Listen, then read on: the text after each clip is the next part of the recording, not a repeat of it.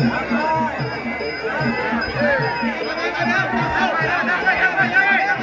ยกครับมีเหมือนกับ800นะนี่พี่น้องคู่นี้เนี่ยมันไม่ธรรมดานะนี่ขอเป็นเลือดด้วยนะครับดูน้องเชื่อมครับเป็นเลือดซอย14ซอย17ดูครับโอ้โหเป็นยังไงนี่เพื่อแล้วตีได้ไหมยัดขวาเข้าไปโอ้โหมาอีกน้องแดงซุปเปอร์แม็กน้ำเงินรุ่นเล็กๆเหมือนกับ800ไม่ธรรมดาเลยทุกการศึกษานี่ลงจิตทุกอย่างที่วานิชแดงล้วนยังจะเป็นข้าวสายฟ้าเหมือนกับ800เชื่อสายฟ้าจิ๋วทีมงานโอสายฟ้า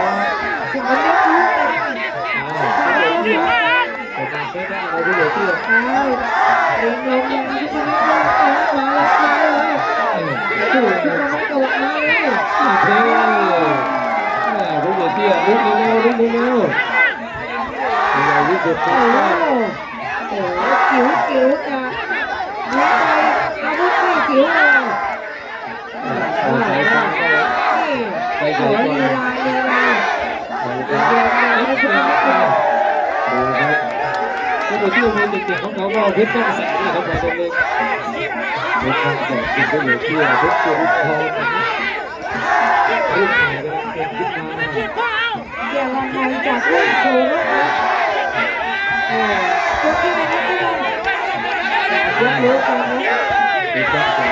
เพชรต้องขึ้นที่โอ้โหโซ่เป็นสุดยอดด้วยนะครับกับคนๆนะที่ทำงานดีๆนะครับแต่ละที่3ที่ใส่โก้นะครับเดี๋ยวเรียนกับร้อยผู้ต่อไปเว็บไซต์ชมกันก็น่าดูตัวนี้ยังดูทีมผู้ใหญ่เตี้ยแต่ทีมหน้าเสร็จต่อครับกับทีมต่อสายฟ้าจากต้นหน้านะครับเหมือนกันครับดูนะ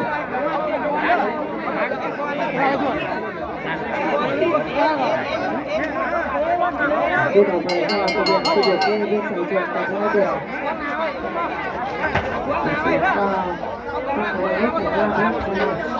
ในส่วนของผู้พิเศษร้องกันทั้ง2 ฝั่งทุนการศึกษาเก็บมาด้วยเอามาแค่2,000 บัวทีทางเดียวเอา 2,000 พอเพราะว่าฟ้าสถานก็วาง2 อัน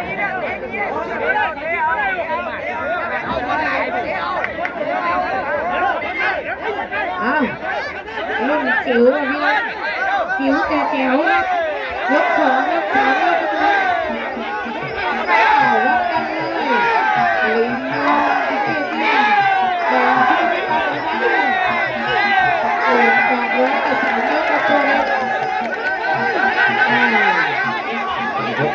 กกันต่อครับยก2ผู้ใหญ่เตี้ยสั่งลุยนะครับยกนี้ขาไม่ได้เลยยิงลงยก2ลุยเอาใจฟ้าครับใจเจ๋อนี้ยิงลงเลยก่อนเจอลุยโดนตี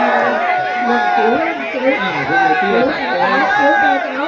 วางให้สั่งลุยผู้ใหญ่เตี้ยสั่งเจอยก 2 ยก 2สุดท้าย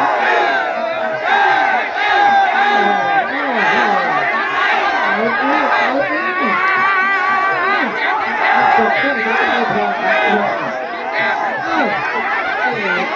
่พอไม่ควรจะต้องตายเลยยุ่งยังไงก็ตายเลยเลี้ยงน้องสู้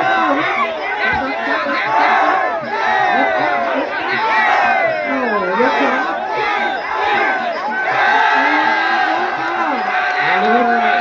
โดนนับเลยครับตอนนี้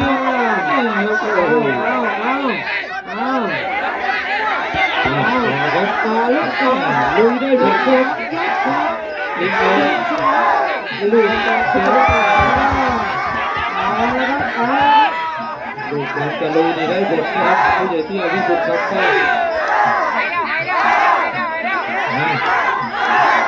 ่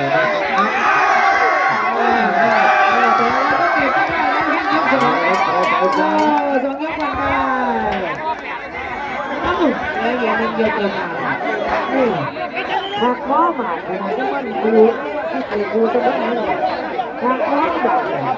นี่ เพชรสายชนกับธนดลเตรียมนะครับคู่ต่อไปครับ เห็นเด็กของลุงที่จิ๋วนั่งบ่อยนี่เจอฟาริ่ง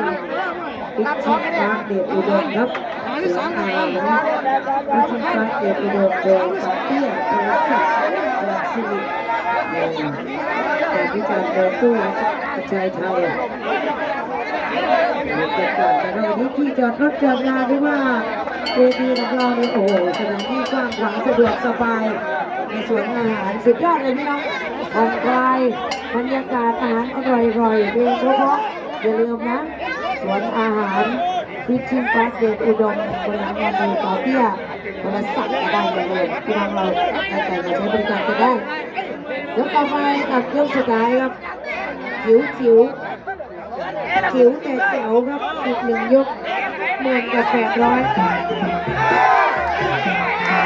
สุดท้ายไม่มีถอยเหลืออีกหนึ่งยกไอ้ชัดๆให้ชัดเจน เตี้ยสับเดินเหมือนเดิมครับ เอาให้ชัด สายฟ้าก็อย่าถอยมากนะ ๆได้ โดนนะครับจะได้บรรลุนับคำอยู่นะสายฟ้าอย่าไปถอยสายฟ้าสุดยอดครับจากนี้ไปนะครับ สุดท้ายครับดูอารมณ์ดูกันนะ สายฟ้า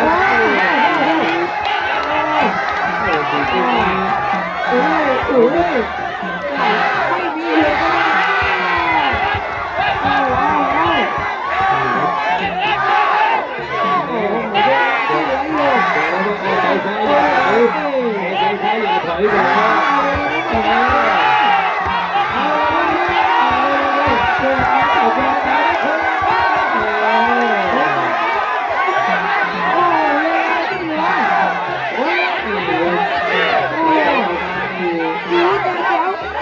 เก็บไปได้ครับดูนี้โอ้ยที่แพ้ต่อโอ้จะมีนัดอีกไหมจะมีนัดที่3จะทุบเราโอ้โหเดี๋ยวสุดท้ายอะไรเนี่ยพิชิตครับเดชอุดมโอ้สักครั้งสักเดือนโอ้ยหัวใจ สายฟ้าก็พาผู้สถานการณ์สายฟ้า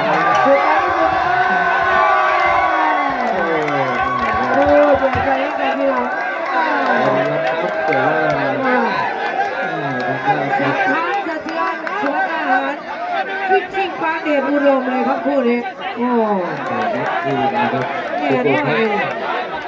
คำตอบสุดท้ายครับอาจารย์ที่เด็ดสายธนูจากสับชายแล้วก็ชุดโนไปที่ซุปเปอร์แม็กซ์สายฟ้า อะไรมันก็เป็นไปได้จริงๆเนี่ยให้กำลังใจเด็กมากโอ้วิ่งลงด้วยสุดยอดคู่นี้ พี่น้องนักลงทุนทั้งหลายกระเต๋าฉีกไปตามๆกัน